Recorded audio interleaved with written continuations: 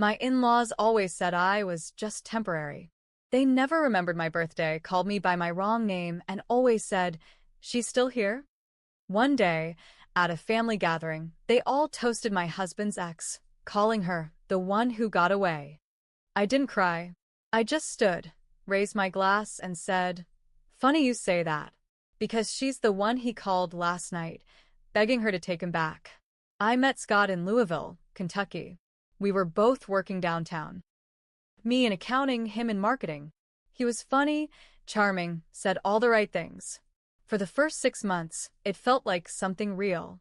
He'd bring me coffee to work, leave notes in my purse. I was sure he was the one. The first time I met his family, I should have known something was off. It was a dinner at some overpriced steakhouse with white tablecloths and a waiter who looked scared of his own shadow. His mom looked me up and down like I was wearing a trash bag. I'd put real effort into that dress, too. She asked what I did for work. I told her. She nodded, gave a tight smile, then turned to Scott and said, "Did you see the email I sent you about that condo in St. Pete? Amanda would have loved that place." I blinked. Amanda? That was his ex. He warned me they were close with her, but I didn't expect that. It didn't stop there. When the waiter came around to take drink orders, I said I'd like red wine.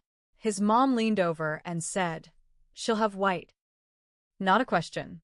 Just said it like she was my handler. And no one corrected her. Not even Scott.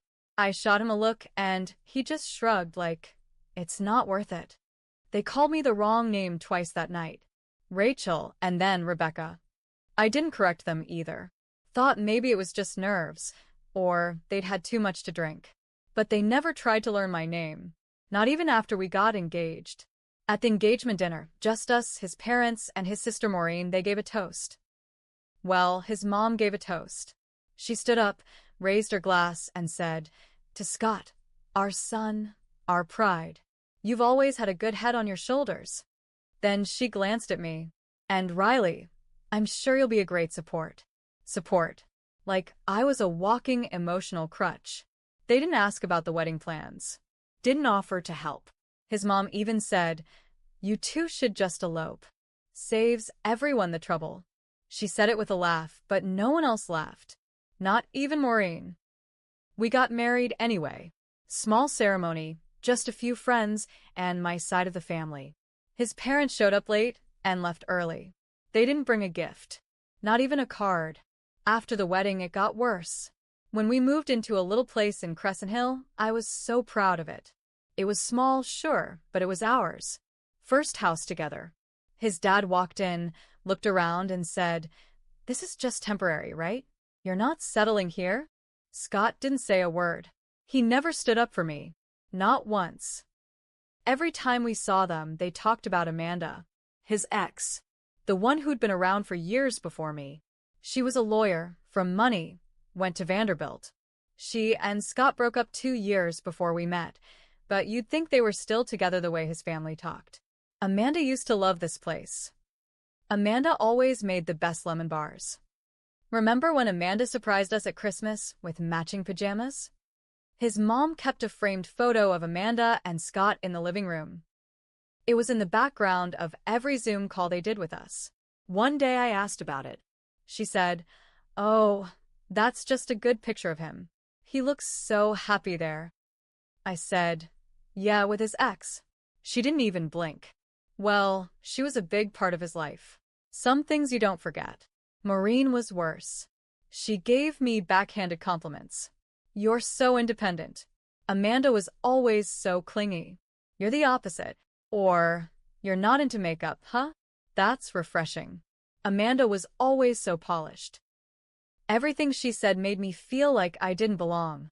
Like I was just filling space. The final straw was Thanksgiving. Maureen made gift bags for everyone. Small stuff. A candle for her husband. A book for their mom. A bottle of wine for her dad. I got socks. Turkey socks. One size fits all, written on a post-it note. I smiled, said thank you, and swallowed the lump in my throat. Scott didn't say anything to her. He didn't even notice, I think. Or he didn't care. But the real punch in the gut came a few months later. It was their parents' 40th wedding anniversary. Huge dinner. They booked a back room at an Italian restaurant in town. Fancy place. Everyone dressed up. I wore this deep navy dress, curled my hair, put on heels that I hadn't touched since the wedding. I kept thinking, maybe tonight they'll finally see me. Dinner started off fine. Until the champagne came out. Maureen tapped her glass. "I'd like to make a toast," she said. She stood, all proud, and looked around the table like she was royalty. "To Mom and Dad, 40 years of marriage. That's something. You've shown us all what love looks like." Everyone smiled, raised their glasses. Then she added, "And to the one who got away. Amanda, wherever you are, we still love you. You were always one of us." They all laughed, clinked glasses. Even Scott. I sat there, frozen. My face went hot. My ears were buzzing. I looked at Scott, and he just gave that tight, awkward smile he always did when he wanted to disappear. That's when I stood up. I didn't yell. I didn't cry. I just picked up my glass and said, "Funny you say that. Because she's the one he called last night, begging her to take him back." The room went still. His mom gasped. His dad dropped his fork. Maureen's mouth opened like she wanted to say something but forgot how to speak. Scott stood up. "Riley, what the hell?" "No, go ahead," I said. Tell them. Tell them how you sat in the guest bathroom at 2 a.m. whispering into your phone. How you told her you think about her when you're with me. How you said maybe you made a mistake marrying me." No one moved. I looked around the table, made eye contact with every one of them. "So go ahead. Raise your glasses to Amanda, the one who got away and clearly dodged a bullet." Then I set my glass down and walked out. They didn't follow. Not one of them.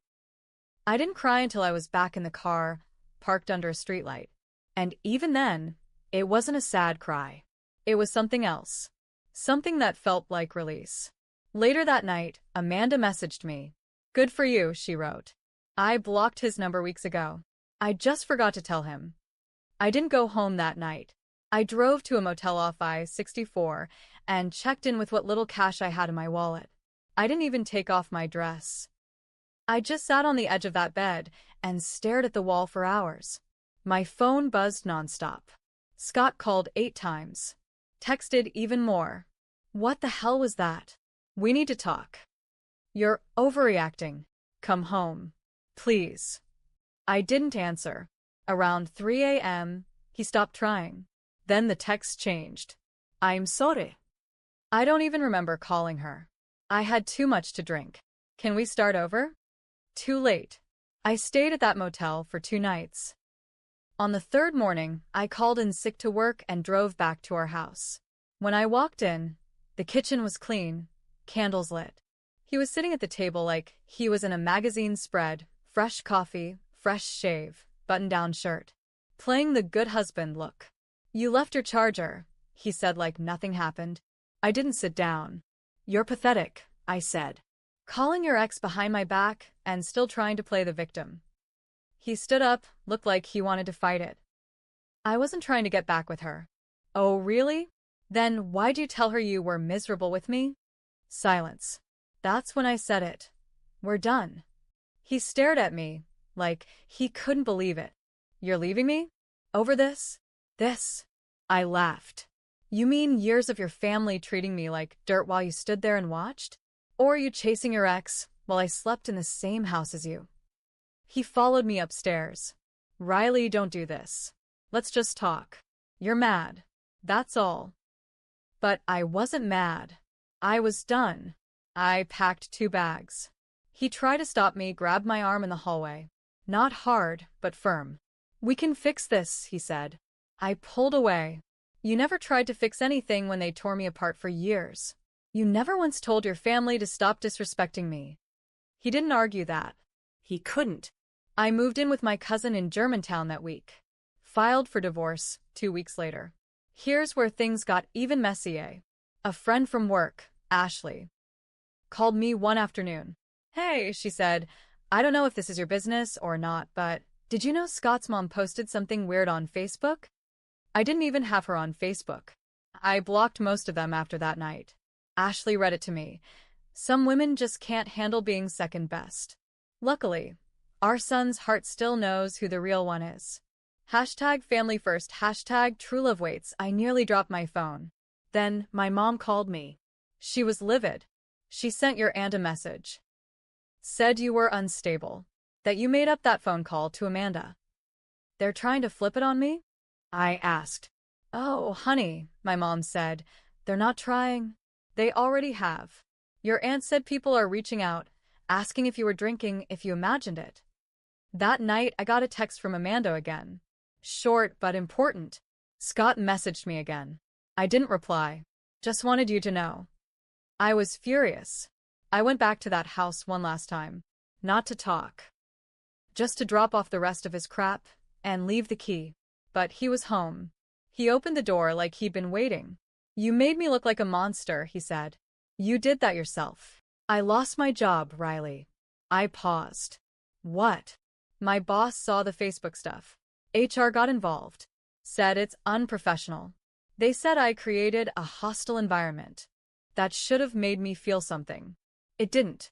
You brought this on yourself, I said. Maybe now you'll understand what it feels like to be humiliated. I turned to leave.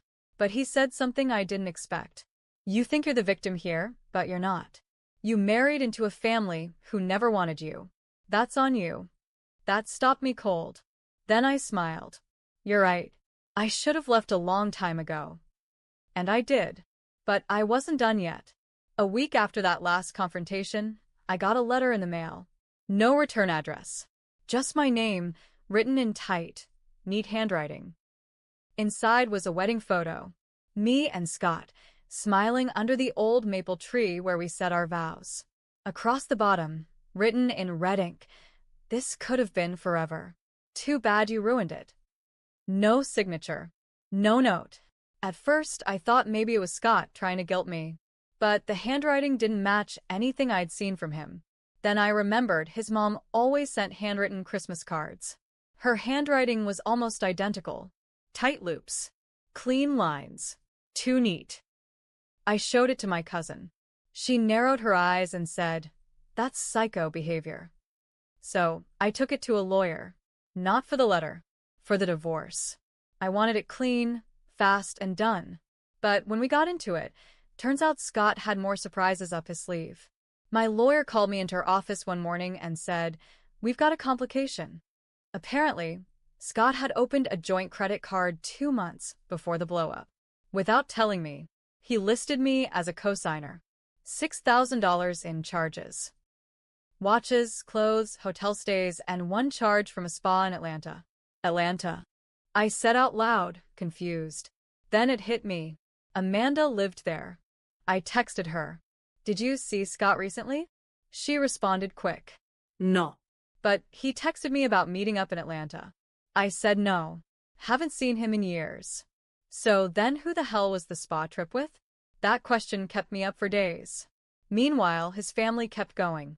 His mom posted a photo of her and Scott with a caption. No matter what happens, blood is thicker than bitterness. We love you, son. Maureen chimed in with a comment.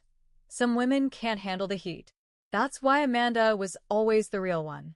That's when I made a decision. If they wanted to play dirty, I'd return the favor. I went through our shared Dropbox account. Scott had forgotten to change the password. Inside, I found receipts, old screenshots, even saved conversations from before our wedding. One folder caught my eye. It was named Backup _. I opened it. There were messages between Scott and Maureen from a few months before our wedding. One stuck out. Just hang in there till the prenup signed. After that, do what you want. Maureen replied, she won't last. She's not Amanda. She's just passing through. They planned it. The whole thing. The marriage, the way they treated me, like I was a stand-in, not a person. Like I didn't matter. But the real kicker? Another message. This one from Scott to Amanda. Marrying Riley is just the easiest way to move forward. It won't be forever. You know that. It was dated 3 weeks before our wedding day. I printed everything. Every email, Every message, every receipt. I gave it all to my lawyer. Then I sent a copy to Amanda. She called me the next day. You need to ruin him, she said. And I'll help you. That's when things really started to turn. Amanda and I weren't friends. We never would be. But we both had a score to settle. She sent me screenshots of Scott texting her again after I'd left him. The same pattern, him saying he missed her, that I was unstable, and that he only married me because he didn't want to be alone. He even said I was trying to ruin his life out of spite. I printed it all. Then I walked it straight to the courthouse. My lawyer added every bit of it to our case. In Kentucky, emotional distress might not carry a lot of weight in court, but financial fraud and deception before a marriage? That changes things. Especially with those emails showing Scott only married me with the intent to dump me later and used our marriage as a way to look stable for work and family. We filed for annulment and damages. Meanwhile, I made one more move. I created a private blog, password protected, just for people I trusted. I posted my whole story, the screenshots, the emails, the letter, the lies, everything. And then I quietly sent the link to his company's HR. A week later, Scott lost his job. Amanda told me his ex-boss had zero tolerance for character issues. Turned out, Scott had told his team that Amanda was the love of his life, and I was just something to get through. Multiple people had heard it. My blog just confirmed what they already suspected. Then came the family fallout. Maureen tried to post some poor Scott crap online, calling me a homewrecker who ruined a good man. But what she didn't realize, Amanda had also had enough. Amanda posted under her real name under Maureen's post. If by good man you mean someone who lies, cheats, manipulates, and tried to use two women to cover his own pathetic fear of being alone, then yeah, real good man. Maureen deleted her post within the hour. But the damage was done. The truth was out. Scott tried to contact me one more time, called from a friend's number, begging to meet, saying we could clear the air. I didn't answer. I didn't want to hear another word from a man who used me like a rental car while waiting to buy his real ride. The annulment went through. Fast. The judge read through the evidence and didn't ask many questions. This marriage was based on fraud, she said. It never should have happened. As for the $6,000 credit card, my lawyer fought it and won. Scott was held responsible. And since it was proven he opened it without telling me, the debt was 100% on him. He had to pay every penny back plus legal fees. But I wasn't perfect either. I let myself believe in something that wasn't real. I ignored the signs, let myself get talked down to, pushed aside, humiliated, just for the dream of being someone's forever. I should have walked sooner. I should have stood up for myself louder. But I didn't. And I'll own that. It's been 6 months now. I'm in therapy. I got a new apartment, a new job, and peace like I haven't known in years. The best part? I mailed one last letter. Not to Scott. To his mom. Inside was a photo. Me, smiling, standing in front of my new apartment, holding the final annulment papers. On the back I wrote, "Still here, and finally, not temporary." I never heard back, and I never needed to, because for the first time in years, I remembered who the hell I was. And this time, no one gets to forget my name.